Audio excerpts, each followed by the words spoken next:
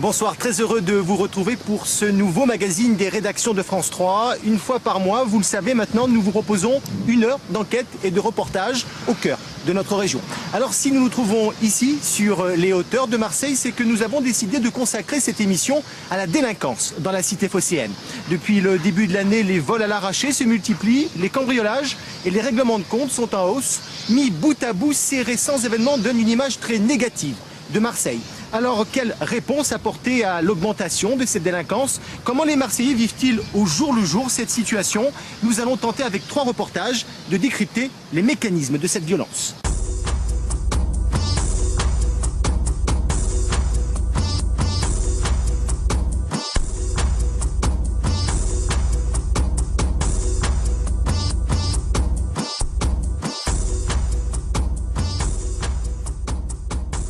43 morts en 2 ans, 12 depuis le début de l'année. Marseille paie un lourd tribut à la violence urbaine. Certaines cités des quartiers nord sont d'ailleurs dans le collimateur de la justice. Alors pour tenter de comprendre et de décrypter cette violence endémique, nous avons passé plusieurs jours en compagnie des habitants de certains quartiers réputés sensibles de la ville. Plongé au cœur des cités marseillaises, c'est un reportage de Jean-Manuel Bertrand, Laurent Esnault et Christian Erigots.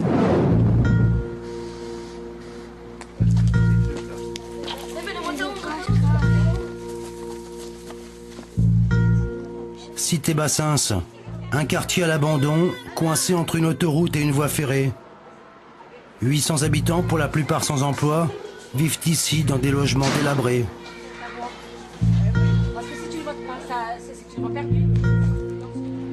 Farida Aïssat est une enfant de Bassins.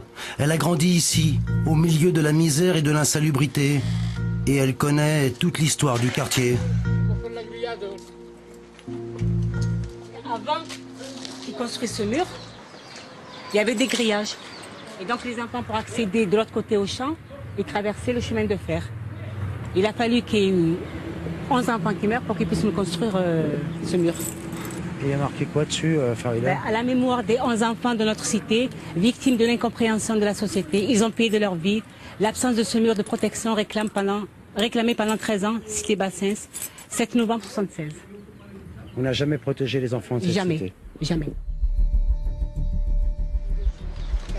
La stratégie française.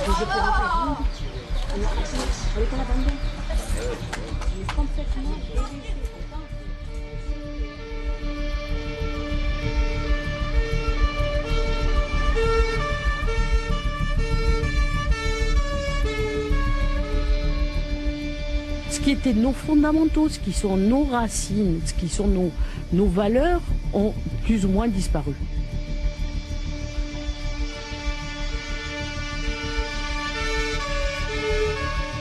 Où sont les institutions qui garantissent l'état de droit dans ce pays et dans ces quartiers?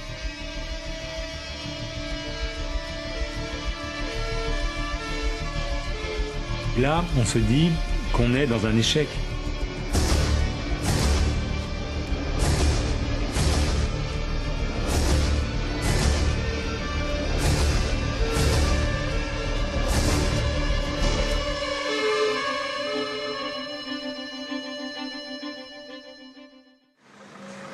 Le 2 mai dernier, un enfant, il avait à peine 13 ans, tente de cambrioler une pharmacie des quartiers nord avant d'être abattu dans le dos de 3 coups de 22 longs rifles par un voisin exaspéré.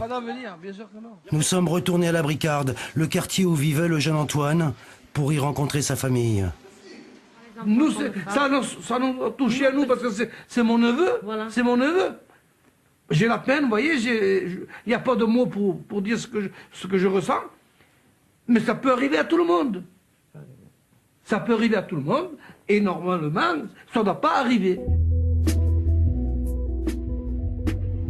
Dans le quartier, la tension est toujours vive. Celui qui est perdu, c'est mon neveu, toute la famille. Des amis de la victime veulent aussi témoigner. Paroles d'habitants entre colère et désespoir. C'est inadmissible. Attendez, si on veut faire peur à quelqu'un, on tire dans la jambe. Certes, il a fait une faute, mais... Oui, mais il ne faut pas tuer. Voilà. Ah, attends. C'est pas lui, super. Non, non, il y a la police. Pour les gamins, il n'y a pas d'avenir, c'est foutu. Voilà. Leur avenir, vous savez c'est quoi? C'est y aller dealer, ou y aller guetter, faire le guetteur pour 50 euros, pour gagner 40 euros dans leur vie. Voilà. La prison, c'est ça l'avenir ici. Il n'y a pas d'avenir. Voilà. C'est tout ce que j'ai à vous Vous ne dire. conservez pas l'espoir. Il n'y a pas d'espoir. Vraiment désolé de vous dire ça, mais il n'y a pas d'espoir ici. Farida Aissat veut nous présenter les habitants de Bassins et surtout leurs conditions de vie déplorables dans cette cité. La cité, c'est plein de rats. Plein de rats. Exprimez-vous. Ben, il faut leur dire. Comment vous vivez ici, madame? Comme les chiens. On vit comme les chiens ici. Avec les poules, les rats, on a tout. Il y a tout ce qu'il faut ici. Il manque rien. On vit avec les rats, on n'a pas d'hygiène, on n'a rien. C'est une honte. Nous suivons cette famille dans son appartement. Un modeste 3 pièces, 5 personnes vivent ici sans aucun confort, pour un loyer mensuel de 400 €. La propreté de la cuisine, même de la salle à manger, c'est mon mari et mon beau-frère qui a fait la propreté. Ils ont mis les carrelages, ils ont tout peint, parce que c'était vraiment invitable. Et c'est invitable. De vivre dans des conditions pareilles actuellement, à l'heure d'aujourd'hui, c'est inadmissible. C'est inadmissible qu'au XXIe siècle, on puisse vivre dans des conditions pareilles. Et je pense que le problème, c'est pas qu'ici, ça doit être de partout. Un peu de partout, bien sûr. Rentre dedans. Dangereux, monsieur, vous savez.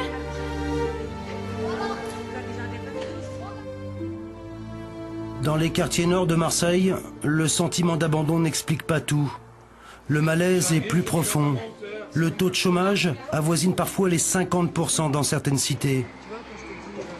Une famille sur 3 est monoparentale. Certains quartiers sont devenus des déserts où la délinquance pousse comme une herbe folle. Les Égalades, l'une des plus grandes cités de la ville plantée au bord de l'autoroute Nord. 600 logements sociaux et près de 3000 habitants. Mohamed Siwani, 40 ans, est toujours resté dans le quartier. Mais aujourd'hui, il est désabusé.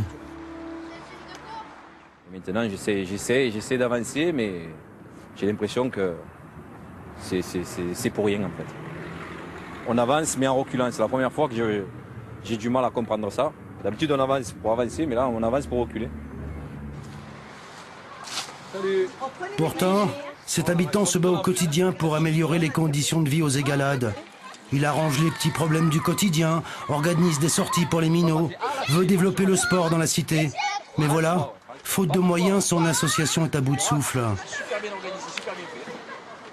La vue qu'on a sur la mer après, tu vas la voir par rapport à la barrière blanche là. Et on a le château d'If en face, on a tout. C'est super vue et ceux qui habitent au 13e, encore mieux quoi. On est en plein cœur des quartiers nord. On a un clocher, on a des anciennes écuries, on avait un ancien château, on a des fontaines, on est pas mal lotis, Mais ce qu'il y a, c'est que on n'a pas les moyens d'améliorer les choses. C'est ce qui est bien dommage en fait. Il y a des gens, ils n'en sortent plus, la jeunesse, elle n'a plus d'avenir, donc les gens font comme ils peuvent. Après, ils s'en sortent avec les moyens du bord, comme on dit. Après, comme on dit, si c'est la guerre, c'est comme ça. On ne peut pas faire autrement. Les jeunes, ils sont au pied du mur, c'est-à-dire qu'ils n'ont pas de solution. Donc la seule solution, c'est de se débrouiller, rachat de système. Donc voilà, après, c'est vraiment malheureux à dire, mais c'est comme ça. Après, quand on dit la police, pas la police, ben, fait son boulot et les jeunes, ils font ce qu'ils ont à faire, puis voilà, c'est tout. Chacun, le trafic, il a toujours existé à Marseille. C'est pas maintenant que ça va changer. C'est pas en mettant un préfet en plus avec 200 policiers que ça va changer quelque chose au système. Hein. Ça, c'est que du blabla, ça. Ça, c'est parce qu'il arrive les élections. Dès qu'il passe les élections, il n'y a plus de gains. Le système, il reprend son cours. On verra pour les prochaines élections, c'est ainsi de suite. C'est malheureux, mais c'est comme ça. Campagne-l'Évêque, une cité à risque. Difficile d'y filmer la nuit sans qu'Alert y guilte. C'est un travailleur social reconnu et apprécié dans les quartiers nord. Et entre deux blocs d'immeubles, sa parole résonne dans la nuit comme un cri de révolte. Ici, il n'y aura pas de problème. Et voilà. Ici, aucun problème ici. Si aujourd'hui on se méfie des médias, c'est parce que l'état de droit nous a quittés. Il nous a quittés. La République n'a plus lieu aujourd'hui. Beaucoup ont dit on va réinstaurer les valeurs, les principes de la République dans les quartiers populaires. Mais aujourd'hui, ces valeurs, elles n'ont plus cours aujourd'hui. Où sont les institutions? Où sont-elles? Où sont les institutions qui garantissent l'état de droit dans ce pays et dans ces quartiers tellement fragilisés par cette crise? Où sont ces institutions? On ferme les bureaux de sécurité sociale, les bureaux de caisse d'allocation familiale, on ferme des commerces, on ferme tout ce qui peut légaliser, représenter la République et ses valeurs et ses symboles n'existe plus. Vous avez l'impression d'être abandonné aujourd'hui? On n'est pas abandonné, on est délaissé, on nous a lâchés. Dans les quartiers, c'est pire. C'est pire. On nous a laissé tomber.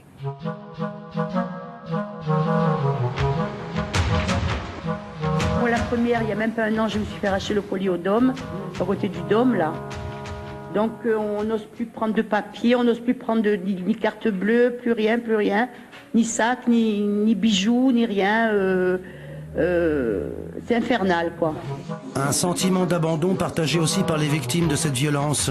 Une réunion d'habitants dans un comité d'intérêt de quartier. La salle est pleine, beaucoup de retraités.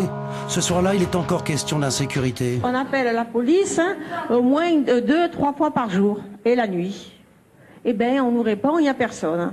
Et tous ces gens-là ont été agressés, cassés, cambriolés et tout. Caillassés. Alors là, caillassés. À la table, la présidente des CIQ de Marseille et 2 policiers dont le commissaire principal des quartiers nord qui semblent impuissants devant l'exaspération des habitants. Nous sommes plus nombreux, nous les honnêtes gens, que ces petits voyous. En étant plus nombreux, si on était plus solidaires, on arriverait à ce que eux soient vraiment hors la loi et que la peur change de camp. C'est pas nous qui devons avoir peur. C'est eux, parce que eux ne suivent pas le droit chemin. Lorsque Monique dit sur 1000, il y en a 10 qui l'emmerdent, c'est pas vrai. Elle est gentille, elle ne veut pas dire qu'il y en a plus que ça, parce que les bandes, c'est beaucoup plus que ça. Et les jeunes à qui on file 50 € pour faire le guet, pour vendre de la drogue, ne vous inquiétez pas, ils n'auront pas envie ni d'aller à l'école, ni d'aller travailler. Donc je crois qu'à un moment donné, il faut arrêter de parler et de faire de l'angélisme.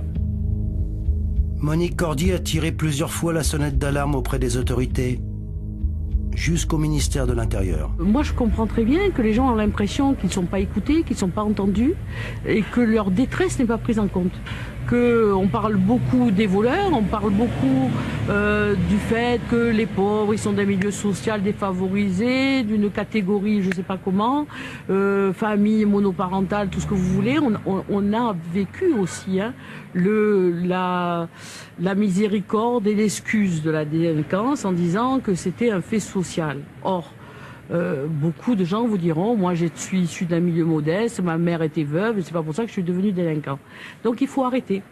Et les gens ont besoin qu'on change de parole et qu'on dise qu'on n'excuse pas ce qui est intolérable. Nous avons voulu en savoir plus sur le quotidien des habitants. Certains n'ont pas accepté d'être filmés à cette réunion par crainte de représailles dans leur quartier. Rendez-vous est pris le lendemain dans leur résidence, enclavée au cœur d'une cité sensible. Un retraité témoigne, son appartement est criblé d'impacts. 4 balles de carabine tirées depuis la cité voisine. En voilà un, en voilà 2, en voilà 3, et le 4e est en bas là. On m'a téléphoné pour me dire que la balistique allait venir vérifier d'où venaient les projectiles, et puis je les attends toujours. Des habitants apeurés. Ils préfèrent se cacher pour raconter les violences quotidiennes dont ils sont victimes. Eh bien, nous vivons avec l'angoisse. Nous n'osons plus sortir de la peur d'être caillassés de pierre. Les voitures sont vandalisées, les appartements cambriolés sans arrêt. Nous vivons on n'arrive plus à se reposer. On est obligé de vivre les fenêtres fermées, de peur d'avoir les vitres cassées. Je vis cloîtré, moi qui aime le soleil et la lumière. Et voilà, et je me méfie surtout, il faut être vigilant. Du point de vue, la nuit je ferme tout avec des cadenas, avoir un cadenas qui est là par là. Et voilà. Et j'évite de sortir l'après-midi et le soir. Au début ça allait, mais alors maintenant c'est impossible. Voilà, il ne reste plus qu'à démolir ce bâtiment parce qu'il n'y a que ça qui nous sauvera un peu. À peine l'interview achevée, nous sommes repérés par ce guetteur posté dans l'immeuble en face. Les premières insultes fusent alors des balcons. Au rez-de-chaussée, un groupe de jeunes attend notre sortie. Un guet-apens selon les résidents, qui décident alors d'appeler la police. Bon, on est dans la résidence, à l'intérieur de la résidence, on t'attend sur place pour faire sortir les journalistes avec nous. Attends, pour information, on est encore caillassé, hein, donc on commence à nous caillasser à l'intérieur de la résidence. Ouais, donc les négrouilles, cagoulés, pas de t-shirt, avec un survêtement bleu autour de la tête. Un quart d'heure plus tard, 3 fonctionnaires de la BAC Nord, la brigade anticriminalité, nous attendent dans le hall de l'immeuble. Il faut alors évacuer rapidement les lieux, sous une pluie de projectiles et d'injures qui redoublent de violence.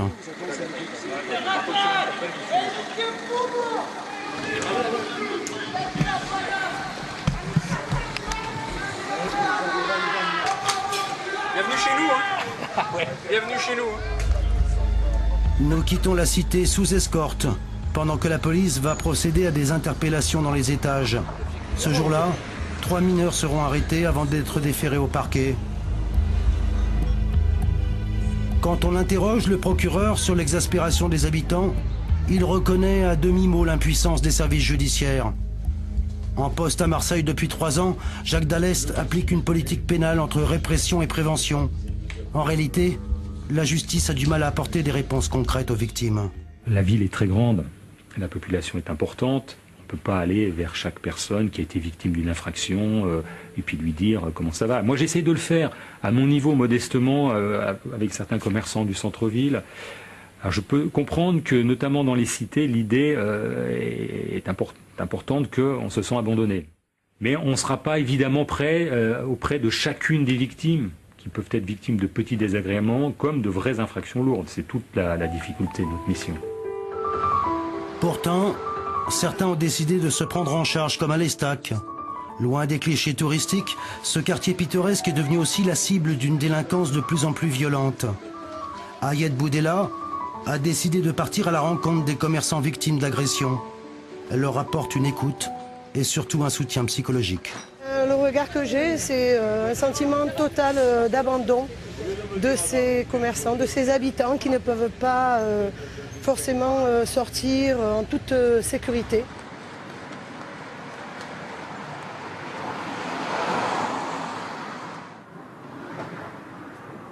Bonjour Aliette. Comment vas-tu? Ça va et toi? Ça va mieux. Ça va mieux? Oui. Bon. Donc un soir, à 7h moins le quart, 2 hommes sont rentrés avec cagoule et casque de moto, visière baissée. Et ils m'ont dit, ne t'inquiète pas, c'est la police, n'aie pas peur. Bon, tout de suite, j'ai pas trop compris. Au départ, je pensais que c'était des clients. Et je lui ai demandé de lever son casque. Et il m'a dit, baisse le rideau, dépêche-toi. Donc ils ont tiré le rideau. Ils étaient 2. Il y en a un qui a baissé le rideau, l'autre qui arrêtait pas de me crier dessus. Et ils ont sorti leurs 2 gros sacs vides. Ils ont rempli tout mon stock. Ils ont rempli, ils sont partis avec tout mon stock de lunettes. Et toi, tu es restée assise? Et je suis restée bête, donc ils m'ont... C'est très très inquiétant. Effectivement, les commerçants aujourd'hui se sentent totalement démunis et me parlent souvent du fait de vouloir s'armer. Certains commerces parlent de s'armer pour se faire justice eux-mêmes. Donc nous, au sein de la Fédération des commerçants, on les en dissuade en disant qu'on n'avait pas le droit, en leur expliquant qu'on n'a pas le droit de se faire justice soi-même, que la loi est là pour les réguler. Malheureusement, je les comprends. Conséquence, dans les comités d'intérêt de quartier, la tension monte souvent d'un cran. J'ai 74 ans, j'ai travaillé pendant 44 ans, on a mis un peu d'argent de côté et on nous le vole. Alors moi j'ai décidé de me défendre, parce que la vie c'est un combat. Si on se laisse faire, ça ne va pas.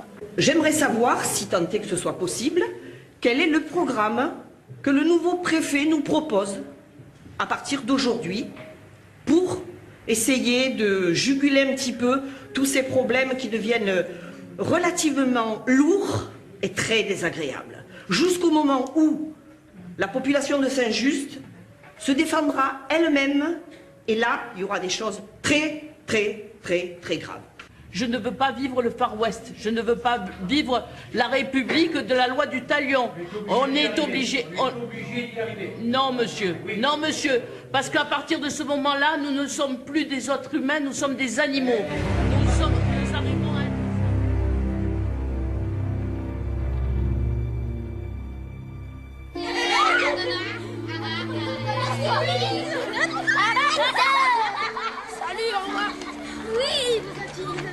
Cet homme n'a pas voulu appliquer la loi du talion, bien au contraire. Matargueil est directeur d'école dans la cité Calistée. Il est aussi conseiller d'arrondissement avec la sénatrice maire du secteur. Sa vie bascule en 2008, lorsque sa fille est victime d'un viol collectif après avoir été saoulée à mort par ses bourreaux. Malgré cette terrible épreuve, ce missionnaire croit toujours dans les vertus de l'éducation dans les quartiers sensibles. Chaque enfant qu'on tire de la délinquance, c'est quelque chose de gagné pour l'école et pour la société. Il y en a qu'on perd, mais c'est un peu comme les médecins. On est des urgentistes de l'éducation. Et quand le médecin urgentiste arrive devant une catastrophe, il y a des malades, des blessés qu'on peut sauver, il y a des gens qui agonisent et il y a d'autres qui sont morts. Les morts, on ne peut pas les récupérer, on ne peut pas les ranimer. Il y a dans l'éducation, dans le contexte éducatif, des enfants qui sont pratiquement irrécupérables. Je dis pratiquement puisque je donne toujours un espoir d'éducation et de récupération. Mais parfois, il y a d'autres jurisprudences qui nous poussent à nous occuper des enfants qui pourraient s'en sortir. On les fait passer de l'autre côté et on essaie de les récupérer. Voilà. Au fur et à mesure que ça avance, on gagne sur la délinquance et on gagne sur la violence. Mais ce n'est pas gagner d'avance, c'est un jeu, une bataille quotidienne.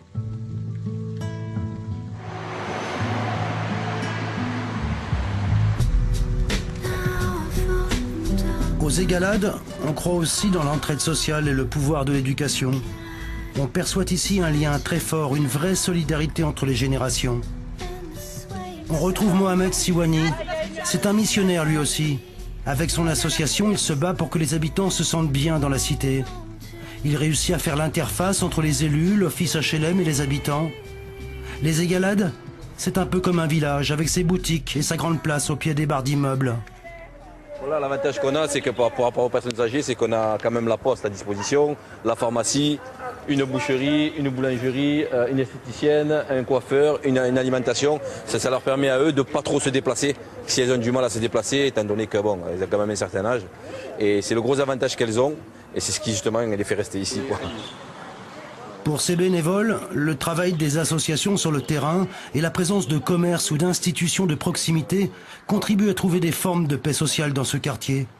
Peut-être un début de solution.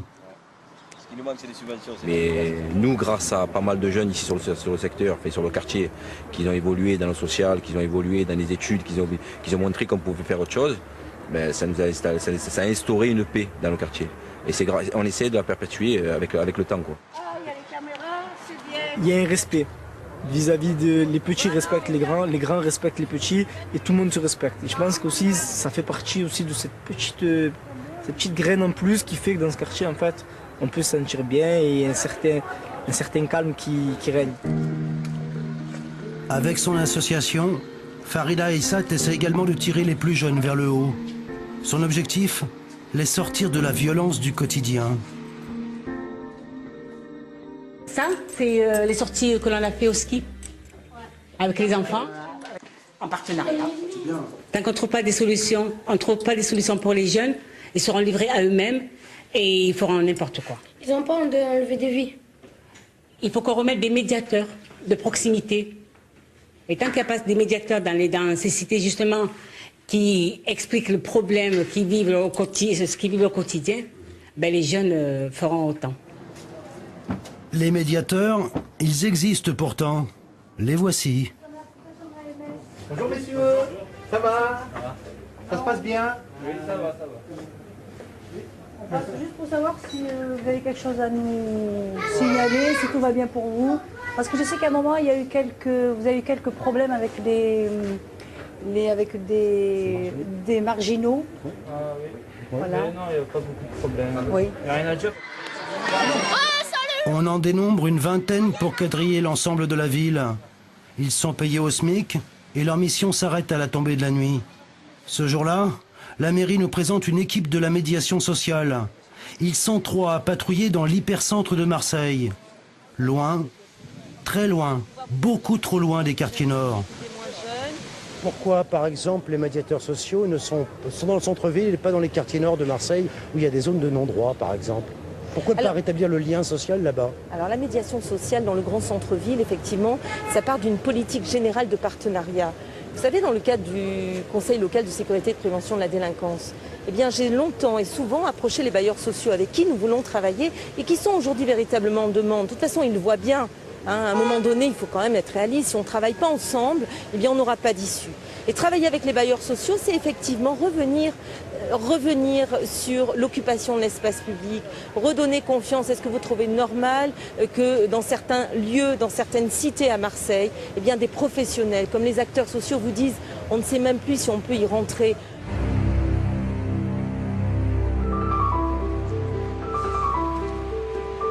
Je ne trouve pas de travail depuis un an.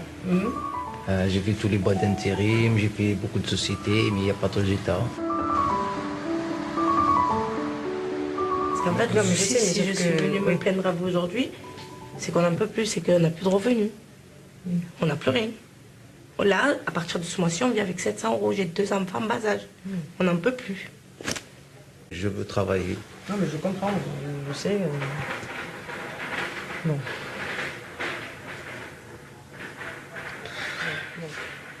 On va essayer de vous aider. Je vais essayer de vous aider au maximum, mais moi, je ne veux pas vous promettre quoi que ce soit parce que j'ai pas envie de vous mentir, quoi. Voilà. Les médiateurs ne sont pas là où on les attend. Les emplois non plus d'ailleurs. La maire socialiste des 15e et 16e arrondissements de Marseille a grandi dans la cité Bassins.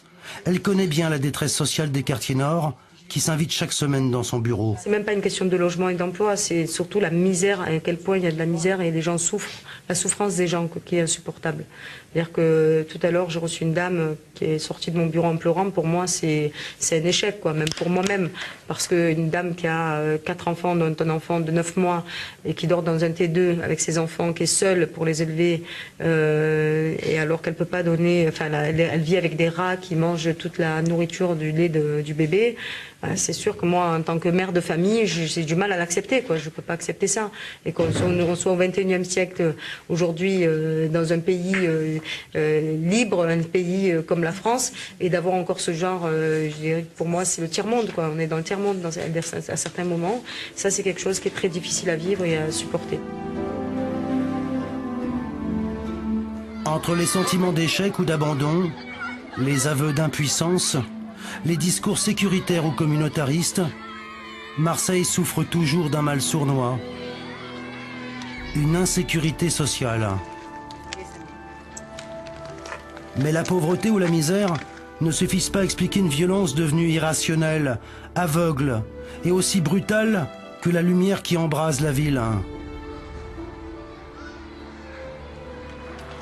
Le divorce est plus profond qu'on le pense, entre les décideurs et une grande partie des habitants. Des habitants souvent transformés en victimes et parfois en bourreaux.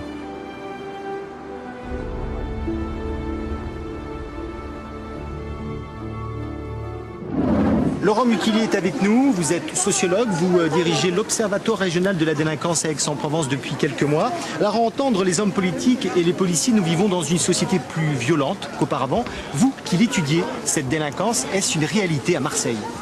Alors je dirais à la fois oui et non.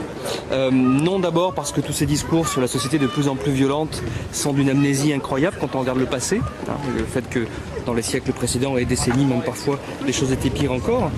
Oui néanmoins, c'est parce que derrière les moyennes nationales, il y a des effets locaux. Et incontestablement, Marseille est une ville difficile, qui a beaucoup de difficultés. Ce qui se mesure d'ailleurs très vite à quelques indicateurs. On peut quand même rappeler que le taux de chômage est très nettement supérieur à la moyenne nationale, en particulier chez les jeunes. On peut rappeler par ailleurs qu'un quart de la population marseillaise vit en ZUS, en zone urbaine sensible. Ce sont des indicateurs tout à fait importants et qui sont directement connectés au fait que, eh bien, à Marseille, on a un niveau de ce qu'on appelle la délinquance de voie publique chez les policiers qui est effectivement très fort. Alors on peut donner quelques exemples si vous voulez. Derrière les affaires les plus médiatisées qui vont être relatives à la criminalité organisée ou au trafic de drogue, etc., il faut savoir qu'en réalité, dans la statistique de police, le premier acte de délinquance le plus typique, c'est ce que les policiers appellent le vol à la roulotte, c'est-à-dire le vol dans la voiture, suivi par les vols simples dans la rue, suivi par les cambriolages ou encore les vols à la tire. Donc on va dire toute la petite et moyenne délinquance de voie publique. On a le sentiment que l'insécurité cristallise les angoisses des populations les plus âgées, mais qui est touché véritablement par cette délinquance ? Alors vous avez mille fois de raison de pointer le fait qu'il y a un décalage tout à fait évident, objectif, entre le sentiment d'insécurité et la réalité des risques. Les personnes qui déclarent le plus avoir peur sont les personnes âgées. Or, ce sont par ailleurs dans les enquêtes celles qui sont le moins victimes d'agressions, de vols, etc. Bon. Inversement, ce sont davantage les jeunes qui sont plus victimes. Ce qui est lié en partie d'ailleurs en partie à leur mode de vie, les modes de vie nocturnes, etc. Bon. Donc il y a là un vrai décalage, ce qui veut dire que le sentiment d'insécurité est beaucoup plus en réalité un sentiment de vulnérabilité au cas où ça arriverait, et qui est lié à d'autres facteurs de vulnérabilité, individuels, physiques, mais d'autres qui sont sociaux aussi. La précarité renforce la vulnérabilité. Le fait d'habiter dans un quartier un peu dégradé, laissé à l'abandon, renforce également cela. Bref, on voit bien qu'il s'agit de tout un ensemble de peurs et de vulnérabilités qui débordent complètement le risque objectif d'être victime d'un acte de délinquance. Alors, les décisions politiques, les débats publics sont basés sur des statistiques. Peut-on faire confiance à ces statistiques ? Alors, oui et non, là aussi. Dans le détail, ça peut être intéressant. C'est pour ça que j'ai parlé tout à l'heure de choses très précises. Le vol dans les voitures, le cambriolage de sa maison principale, le vol à la tire. Bon, voilà. Ça peut être discuté, ça peut être intéressant. Par contre, lorsque, et malheureusement c'est très fréquent, sont lancés dans le débat public des chiffres comme la délinquance, comme une espèce de tout, ou la délinquance des mineurs, etc. Là, ça devient des espèces d'agrégats, des ensembles dans lesquels on a mis tellement de choses différentes qu'ils ne veulent malheureusement plus rien dire du tout en réalité. Affecter plus de policiers sur le terrain, cela fait-il baisser la délinquance? Difficile de répondre à cette question. En tous les cas, une chose est sûre, le quotidien de la brigade anticriminalité n'est pas du tout repos.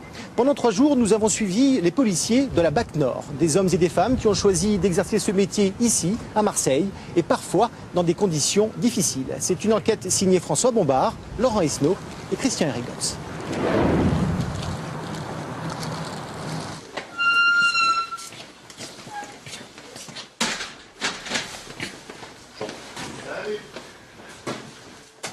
Un jeudi d'octobre dans les quartiers nord de Marseille. Il est 6 h du matin, l'équipe hebdomadaire de la brigade anticriminalité prend son service. Pour le début de journée, direction la cité de la Savine. Les hommes du lieutenant Mancini doivent interpeller un jeune à son domicile. Condamné, il ne s'est jamais présenté pour purger sa peine.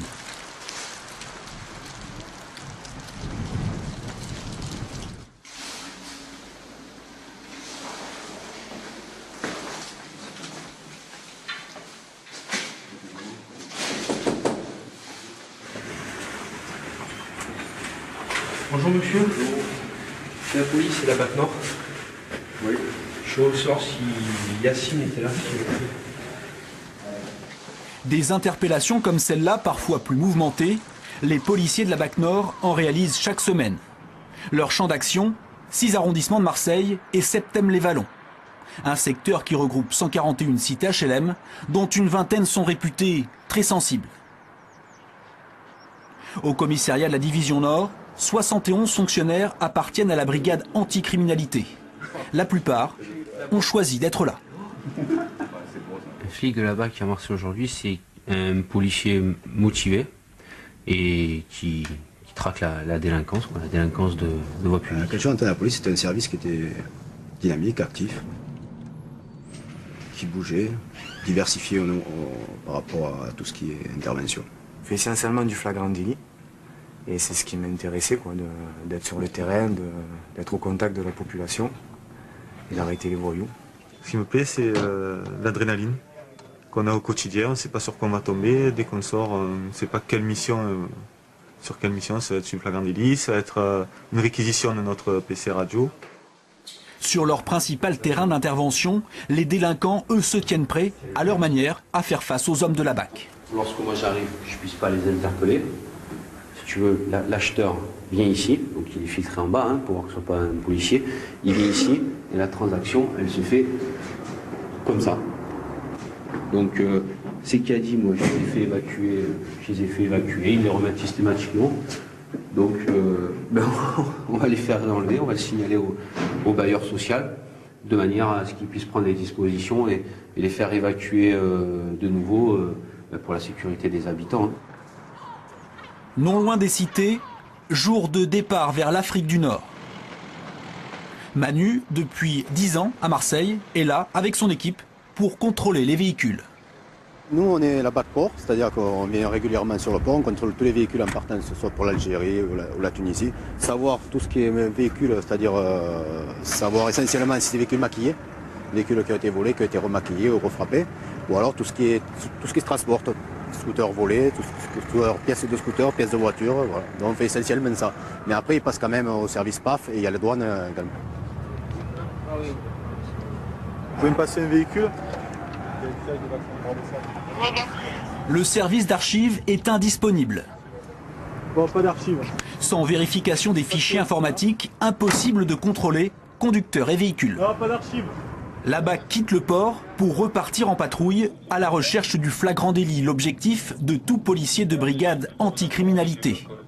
Dans les rues de Marseille, Jérôme, ancien de la BAC Nuit, ne relâche jamais son attention.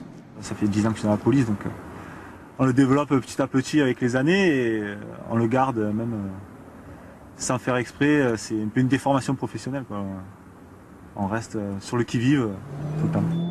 Sur place, sur ma porte. Quartier de Frévalon dans le 13e arrondissement, il est 11h. Le trafic de cannabis a déjà débuté.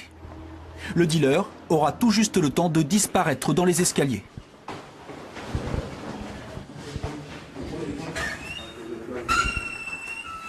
Ouais, il s'installe un peu partout. Ouais. J'ai nos véhicules, Ford Focus, Peugeot 308 gris, 308 bleu. Tac, tu vois, ils mettent les... Toutes les voitures qu'on a, il nous annonce en bas. En fait, tu as vu le gars il nous a annoncé. Donc ça lui permet à lui d'aller se réfugier quelque part dans un appartement ou on ne sait pas où.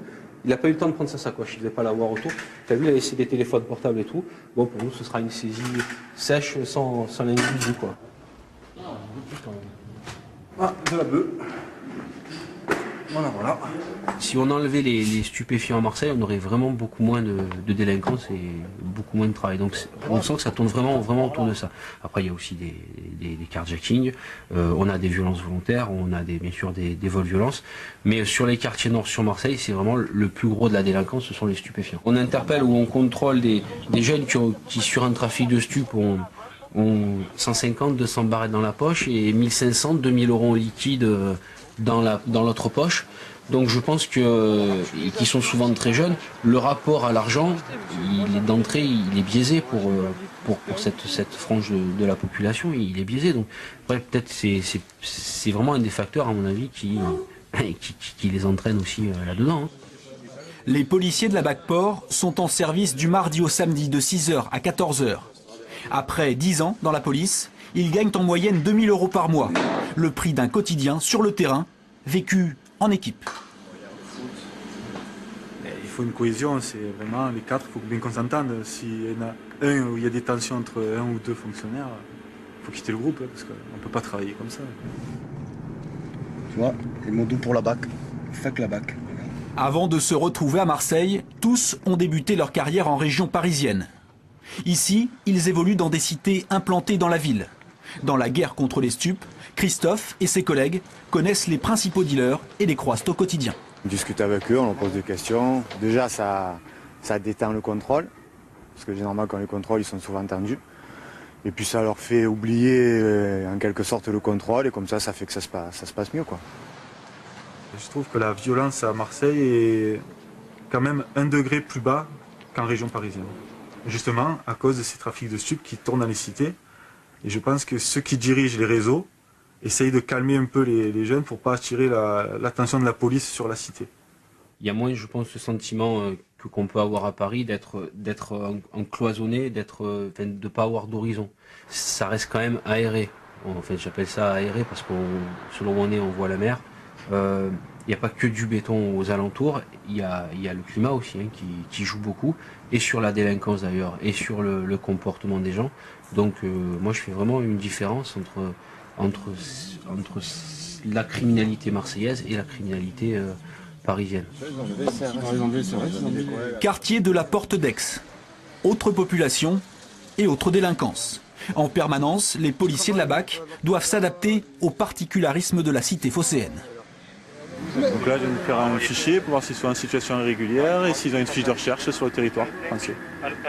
Donc là, tout est en règle, c'est parfait. On leur rend leur papier, ils vont repartir. Voilà. Merci. Au revoir. Il y a l'intuition, il y a aussi la connaissance du terrain. Il faut être dehors, il faut connaître le terrain, il faut connaître les quartiers, il faut connaître les gens, il faut connaître les populations pour lorsqu'on a un signalement, on sait vers quel quartier ou vers quelle cité on va se diriger généralement en fonction du signalement de l'individu et des premiers témoignages qu'on a lorsqu'il y a un vol à rage qui vient de se commettre ou un vol violence. Là en l'occurrence c'est les ventes de cigarettes, donc on sait que ça se passe ici essentiellement.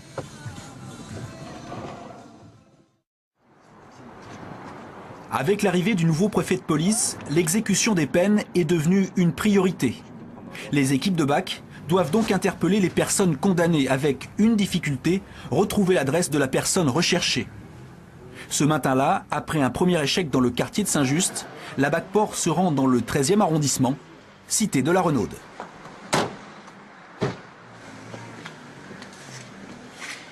Il doit 4 mois de prison. Voilà. Et il ne s'est pas présenté, donc on vient le chercher. Là, on est au bâtiment Bravo 4, apparemment, donc le Bravo 1, ça doit être en bas à gauche.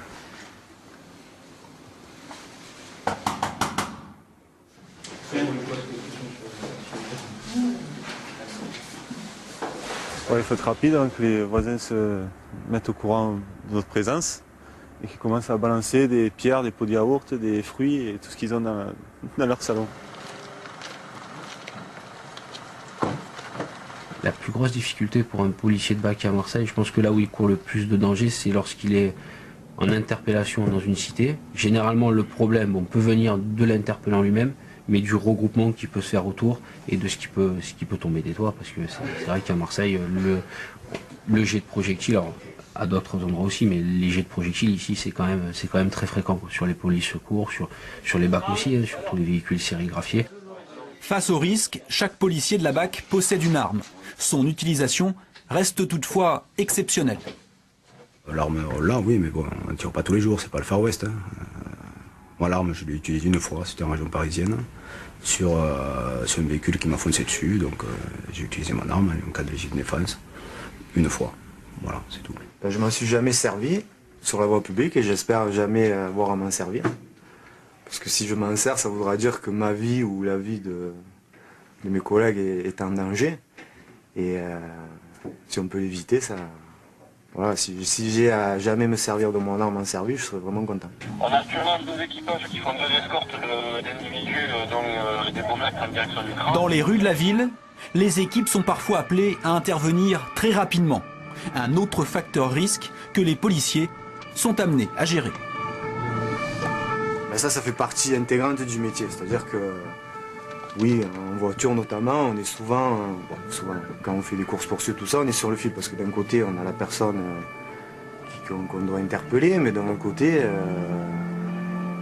on prend des risques, mais il faut qu'ils soient calculés. Si on voit que ça engendre trop de problèmes et qu'il commence à prendre un tour de risque qui met la vie de l'individu, du public en danger ou quoi, à ce moment-là, on va cesser la progression, tant pis. On va perdre un individu, après on fera des recherches derrière, on essaiera de travailler autrement.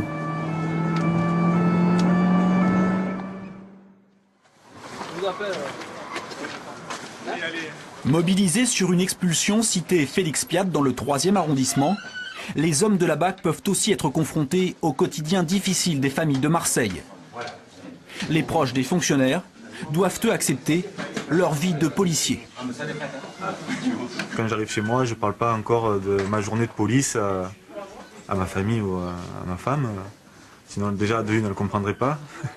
Et de deux, je ne peux pas lui expliquer tout ce qui se passe dans la journée. Parce qu'elle ne dormirait pas non plus. Donc on ne peut pas tout raconter. C'est difficile parce qu'il y a plein de clichés, les gens s'imaginent des tas de choses. Donc on est des cow-boys, qu'on fait ce qu'on veut, alors que c'est pas du tout le cas. Après on a beau leur expliquer, beaucoup de personnes restent cantonnées dans leurs idées, et puis ça change rien. Donc après, bon, voilà. C'est pareil, en rentrant dans la police, on sait pertinemment à quoi s'attendre. Donc le tout c'est d'y être préparé. Et puis s'il y a des personnes des collègues qui n'arrivent pas à s'y faire, ils sont libres de démissionner. Hein.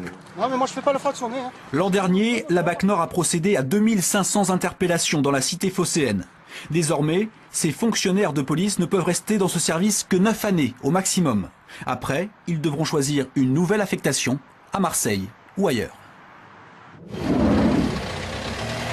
Alain Gardère, préfet délégué à la sécurité et à la défense en région PACA, nous a rejoint dans la cour de l'évêché. L'évêché, lieu emblématique des services de police. Alors Alain Gardère, vous êtes le 3e préfet nommé en 2 ans. On a le sentiment que les préfets se succèdent et que pourtant parfois rien ne change. Et dire que rien ne change, c'est à mon avis très péjoratif pour cette ville qui mérite mieux que ce que l'on en dit. Cette ville est la 2e ville du pays et en matière de sécurité, sans doute que des choses peuvent être améliorées et c'est déjà un peu le cas. Et d'autres, sans doute, ont déjà été sincèrement très bien réalisées. Et enfin, je pense qu'il y a des sujets sur lesquels on peut encore améliorer les performances. Alors, vous avez été nommé ici pour redresser la situation, mais toutes ces difficultés ne sont-elles pas liées à un paramètre que l'on oublie souvent et qui est que Marseille est avant tout une ville pauvre? Alors, associer la pauvreté à la délinquance, c'est là, à mon avis, une fausse piste. Il y a des endroits de France qui sont sans doute plus pauvres que Marseille et où il n'y a pas forcément de lien avec la délinquance, monsieur. Et donc, à Marseille, il y a des problématiques qui sont liées à des actes de délinquance parce que des individus se livrent de manière volontaire à la délinquance pour gagner de l'argent facilement sans faire trop d'efforts. Et il y a d'autres moyens que de gagner de l'argent. Je veux par exemple parler des vols à l'arraché de colliers dans le centre-ville de Marseille sur des personnes âgées. C'est facile, c'est lâche et c'est odieux. Mais ça se combat.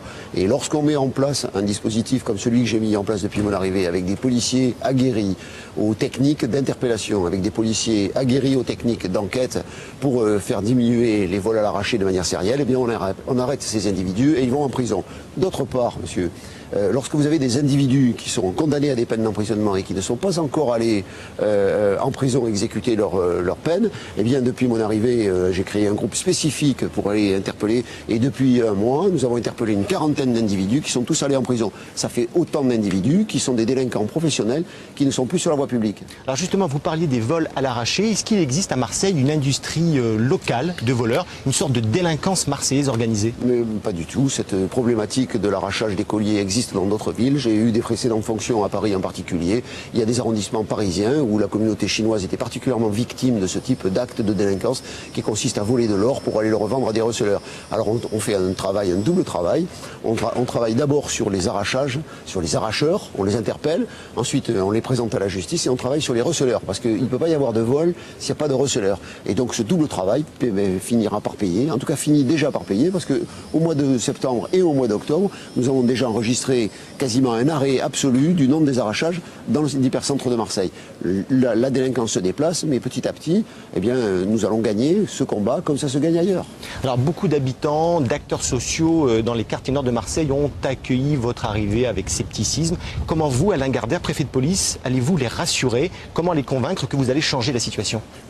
Rassurer les gens, c'est aussi effectivement mon travail, mais ça se fait en faisant d'abord des actions qui ont déjà été entreprises, comme je vous l'ai dit. Je vous ai cité 2-3 exemples, il y en a d'autres. J'ai contribué à améliorer le nombre de patrouilles dans le centre-ville. J'ai modifié le plan de sécurisation renforcé. Je suis allé voir dans le 3e arrondissement des gens de la cité Félix Piat. Nous avons arrêté des individus condamnés à des peines d'emprisonnement. Tout ça sont des choses qui ont déjà été faites, qui sont de nature à rassurer la population. Et chaque fois que nécessaire, comme aujourd'hui encore, je me déplacerai pour aller voir les gens. Et enfin, et c'est pas le moins important, vous avez le quartier de Noailles, qui était un quartier quand même où manifestement les gens ne se sentaient pas en sécurité, où il y avait beaucoup de vendeurs à la sauvette, où il y avait beaucoup d'individus, peut-être même des receleurs d'or, qui traînaient dans le quartier. Eh bien, des opérations hebdomadaires, bi-hebdomadaires ont permis de faire en sorte que ce quartier retrouve de la sérénité et que des touristes y reviennent. Et enfin, et j'en terminerai avec ça, l'implantation de la vidéoprotection dans la ville de Marseille, où actuellement malheureusement il y a trop peu de caméras, permettra sans doute de mettre un dispositif très cohérent dans la restauration de la sécurité dans le centre et dans la ville de Marseille. Et ça, c'est un combat permanent. J'ai fait cibler 25 cités particulièrement emblématiques dans la lutte contre les stupéfiants et tous les jours, il y a des trafiquants qui sont arrêtés ou des vendeurs, des revendeurs de drogue. Voilà. Donc en 8 semaines, j'ai déjà fait un petit peu de travail. Je l'expliquerai et je peux l'expliquer de manière différente. Y a-t-il assez de policiers dans les rues de Marseille? Alors ce débat, je l'ai complètement arrêté. Il n'y a pas de débat sur ce sujet. À Marseille, vous avez plus de 3100 policiers de sécurité publique, mais il n'y a pas que la sécurité publique qui travaille. Il y a aussi 2 compagnies de CRS qui sont tous les jours en sécurisation dans Marseille, ça fait encore 200 ou 250 policiers de plus. Vous avez la police aux frontières qui tous les jours apporte sa contribution à la lutte contre la délinquance à Marseille, les filières d'immigration, l'immigration clandestine. Vous avez enfin la police judiciaire qui travaille tous les jours dans Marseille dans la lutte contre les vols à main armée, la lutte contre les stupéfiants. Donc il y a largement plus de 3500 policiers dans Marseille et ce débat est définitivement clos, d'autant que le ministre a annoncé une arrivée de 166 fonctionnaires qui sont arrivés désormais et il n'y a plus de débat sur le nombre de policiers à Marseille. Même un de vos confrères, le journal du dimanche, a dit que Marseille avait le 2e ratio du nombre de policiers par habitant après Paris. À Marseille, la délinquance de rue est très forte. Les vols à l'arraché de bijoux en or insécurisent les habitants et s'ajoutent à toutes les autres formes de criminalité.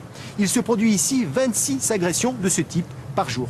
Une de nos équipes a enquêté sur la vente et le rachat de l'or dans ces boutiques marseillaises qui ont ouvert leurs portes depuis plusieurs années. C'est une enquête signée Louis Aubert et Emmanuel Zini. Mais j'ai pas eu l'idée qu'il s'était caché dans le recoin. On est arrivé par derrière, on m'a arraché la chaîne avec les médailles. Il m'a tiré sur le collier, j'étais même marqué. Le temps que je réalise, il était déjà parti. Ça a été un drôle de moment. J'ai pleuré pendant plusieurs jours, croyez-moi.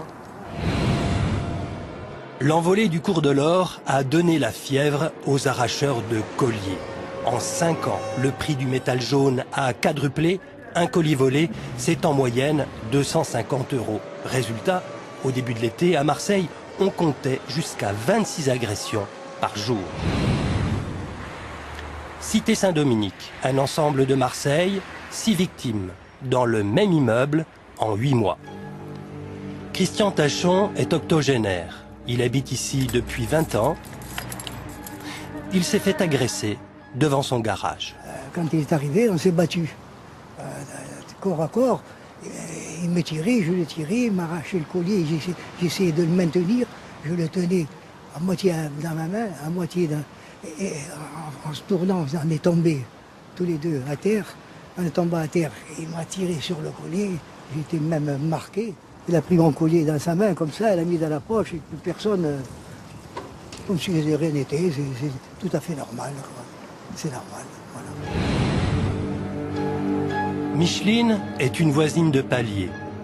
Cet été, elle promène son chien, un voleur lui arrache son collier, accroché au collier, l'alliance de sa grand-mère. Ah, c'est terrible, on ne peut pas expliquer.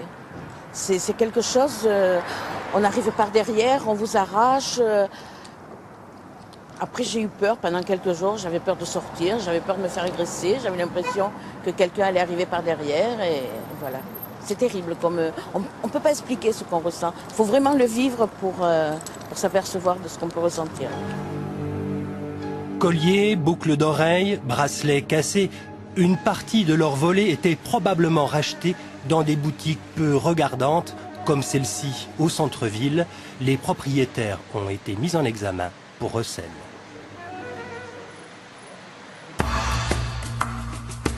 À Marseille, depuis la crise, les boutiques de rachat d'or ont poussé comme des champignons.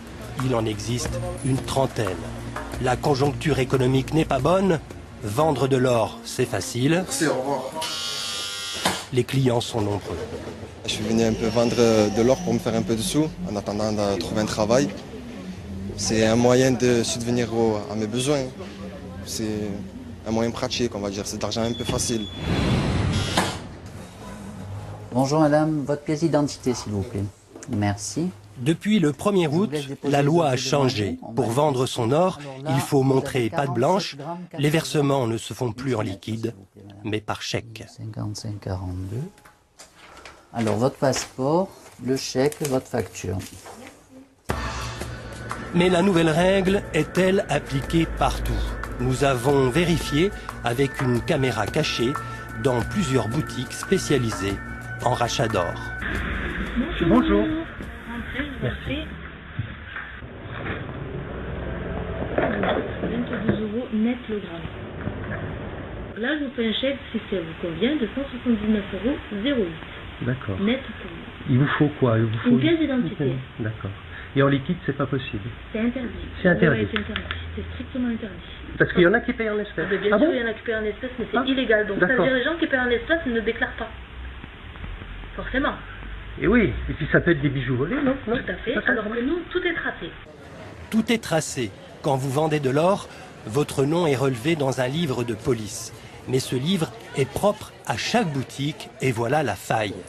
Il n'existe pas de fichier national croisé pour détecter des ventes régulières dans différents lieux sous une même identité.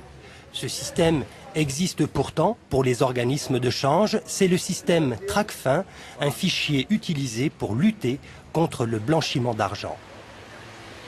Ça oblige la clientèle non seulement à donner son identité, à la refournir à chaque présentation, et ça nous permet à nous d'avoir un cumul d'opérations. C'est sûr que dans le marché de l'or, quelqu'un qui vend des bijoux, il peut venir une fois, deux fois, trois fois, mais si c'est répétitif, là, ça devient très suspect. Ça permet avec ce registre-là de remonter à l'intégralité de toutes les opérations qu'il a faites. Ce registre est transmis aux autorités de Tracfin, qui après, elles, peuvent diligenter une enquête. Il est difficile de savoir avec précision quelle quantité d'or volé est proposée chaque jour. Une estimation cependant, sur 70 clients, 2 ou 3 ne souhaitent pas décliner leur identité. Certains, bon, c'est vrai qu'ils se présentent malgré tout, mais bon, ils ne veulent pas laisser leurs coordonnées. Des fois, ils n'ont pas de compte. Ils veulent être réglés en espèces. Bon, nous, on ne rentre pas on ne peut pas rentrer dans ce famille. Ah, ils viennent, ils ont peur de rien, ils viennent quand même alors. Pourquoi ils se génèrent? Il y en a, c'est toujours pareil, un marché parallèle, bon. C'est vrai qu'il y a certainement des bijoux volés, des bijoux arrachés, c'est certain, mais je ne pense pas qu'il y ait une grosse proportion qui transite par ce genre d'établissement. Je pense que la plupart repartent directement, soit en Algérie, soit en Italie, mais sans passer par des officines. Présence policière plus importante, contrôle régulier des boutiques de rachat d'or, paiement par chèque, mais aussi effet de saison. Depuis la rentrée, le nombre de vols à l'arraché a diminué. À cela s'ajoute un changement de comportement. La plupart des femmes et des personnes âgées ne sortent plus avec leur collier. Valérie Boyer, députée UMP, est avec nous. Merci de participer à cette émission. Alors, vous avez déposé en août dernier une proposition de loi visant à réglementer le commerce de l'or ainsi que la publicité qui en est faite. Pourquoi vos amendements n'ont-ils pas été adoptés par les députés? Moi, je souhaitais des choses simples. La première chose, pour protéger les particuliers. La première chose, c'est que les conditions de transaction du rachat d'or fassent l'objet d'un contrat. Que ce contrat, il puisse permettre aux particuliers d'avoir un délai de rétractation de quelques jours, comme quand on achète par correspondance. Qu'au moment où la personne souhaite faire cette transaction, on lui dise à quel taux et à quel cours on va lui reprendre ses bijoux en or, et que tout ça soit fait de façon transparente et déclarée. Alors, depuis le 1er août, les transactions liquides sont interdites. Tout à fait. Mais la publicité pour la vente à distance, elle, continue. C'est tout à fait légal aujourd'hui de faire de la publicité pour la vente à distance. Néanmoins, pour le rachat d'or, je pense qu'elle devrait être mieux encadrée. Pourquoi? Pour plusieurs raisons. La première raison, c'est qu'aujourd'hui, quand cette publicité est faite par des sociétés qui ne sont pas basées en France, mais dans des paradis fiscaux, eh bien, on perd la taxe de 8% sur la transaction. Donc, à l'heure où on rencontre beaucoup de difficultés économiques, c'est quand même dommage. Deuxièmement, parce que le particulier ne sait pas à quel taux et dans quelles conditions on va lui racheter ses biens. Troisièmement, il les retrouve, quand il n'est plus d'accord sur la transaction, totalement détruit et abîmé. Et il n'est pas informé de tout ça lorsqu'il a cette publicité à la télévision ou dans les gratuits ou même dans la rue. Il ne faut pas oublier qu'en France, on a une mine d'or. Cette mine d'or, elle est dans les tiroirs et dans les coffres à bijoux des Français. À peu près 30% des bijoux ou de l'or qu'ils ont sous n'importe quelle forme n'a pas de valeur sentimentale ou affective, et ils souhaitent le transformer en liquidité, ce qui est leur droit le plus strict, et ce qui est une très bonne nouvelle parce qu'on a besoin de ces transactions, on a besoin que l'or circule. L'or, ça produit rien, donc si ça circule pas, à part une valeur sentimentale, ça apporte rien à l'économie française. Et aujourd'hui, il faut que les particuliers soient rassurés sur les conditions de rachat de leurs biens pour que ces transactions puissent se faire et que tout le monde soit gagnant. Voilà, Enquête de région, c'est terminé. Merci de nous avoir suivis. Le mois prochain, l'émission sera consacrée à ces illégaux tunisiens qui ont débarqué en France via l'Italie dans les jours et les semaines qui ont suivi la révolution de Jasmin. Un grand merci à tous nos invités qui ont accepté de participer à cette émission, ainsi qu'à tous les journalistes et techniciens qui ont réalisé ces reportages, et ce parfois dans des conditions difficiles. Excellente fin de soirée à toutes et à tous sur France 3 et à très bientôt.